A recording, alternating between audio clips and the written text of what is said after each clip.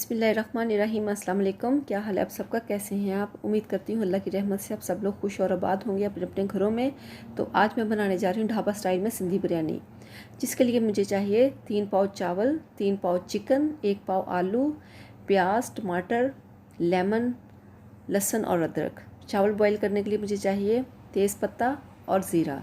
खुश्क मसालों में मुझे चाहिए आलू बुखारा, बिरयानी मसाला, लाल मिर्च का पाउडर, हल्दी पाउडर, नमक, ज़ीरा और ब्लैक पेपर। और सबसे पहले हम करेंगे चिकन को अच्छे तरीके से मैरिनेट। तो चले चलते हैं, सबसे पहले हम चिकन को मैरिनेट करते हैं, जिसके लिए मुझे चाहिए दही।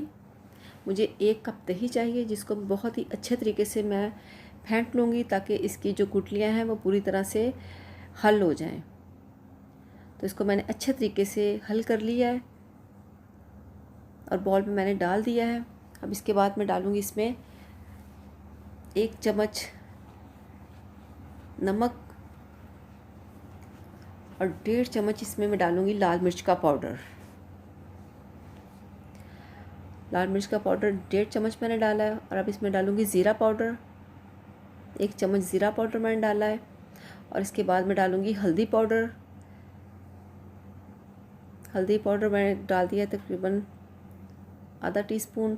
और अब जाएगा इसमें बिरयानी मसाला, जो कि मैंने घर पे खुद तैयार किया है। इंशाल्लाह किसी रेसिपी में मैं आपके साथ इसको ज़रूर शेयर करूँगी किसी वीडियो में। इसको मैं बहुत अच्छे तरीके से मिक्स कर लिया है। अच्छे तरीके से मिक्स करने से इसमें मसाले की गुठलियाँ नहीं बनेंगी, नमक मिर्च की किसी भी चीज़ की। इसको बहुत अच्छे तरीके से आपने हल करना है। और इसके बाद मैं इसमें डालूँगी चिकन, जो कि मैंने बहुत ही अच्छे तरीके से साफ़ करके धो लिया है। ये सारा चिकन मैंने इसमें डाल दिया है और इसको 1 घंटे के लिए मैरिनेट करके मैंने रख देना है। मैरिनेट किया हुआ चिकन बहुत ही अच्छे तरीके से गल जाता है और अंदर तक इसका जो टेस्ट है वो बहुत ही शानदार होता है। वरना वो अंदर से मतलब ये उसका जायका इतना नहीं निकलता। जब तक इसको मैरिनेट कर दें तो इसका फ्लेवर बहुत ही अच्छा आता है चिकन का। तो इसको मैं कवर करके रख देती हूँ 1 घंटे के लिए। 1 घंटा हो गया है।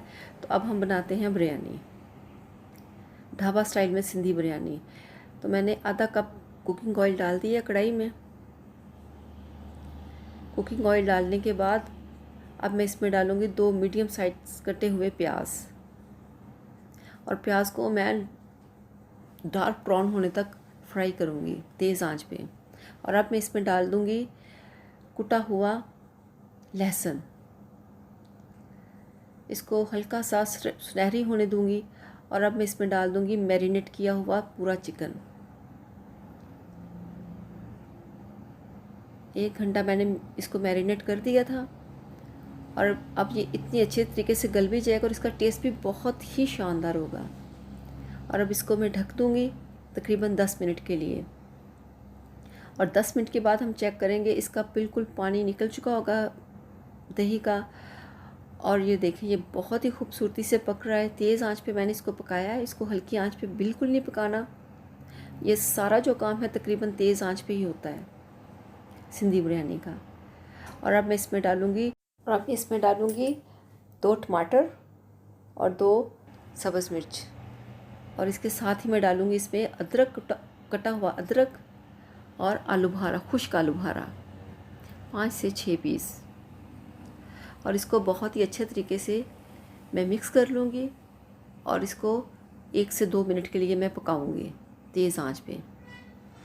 और इसके बाद मैं इसमें डालूँगी आलू आप फ्राई करके भी डाल सकते हैं, लेकिन ये है कि मैंने ऐसे इसमें डाल दिए हैं।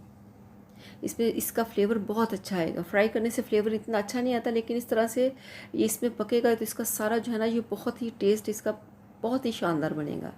इसके बाद मैं इसको कवर कर दूँगी।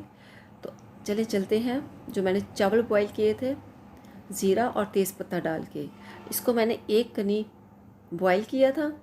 ये देखिए इस तरह से आपने इसको बाद में दम भी लगाना, इसलिए इसको पूरी तरह से नहीं पकाना, 1 कनी छोड़ देनी है। तो अब देखते हैं हमारे चिकन का क्या हाल है। ये देखें ये माशाल्लाह बहुत ही शानदार तरीके से पक रहा है।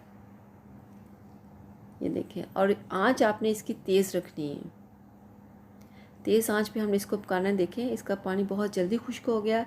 और अब इसमें डालूँगी black pepper, half tea spoon black pepper मैंने डाल दिया है और 1 लेमन का जूस।